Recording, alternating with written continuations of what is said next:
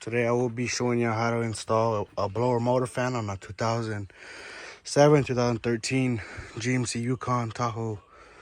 They're all the same. You will need to remove this. There's a bolt right there. I believe there's a bolt right there. I know there's a bolt right there. I didn't bother taking off the other bolt. So, take it off. You're gonna need to just turn to the left. Pops out. Unclip it. After you unclip it, come over here, get the new one, clip it back in. Now this little lever and this has to be facing that way.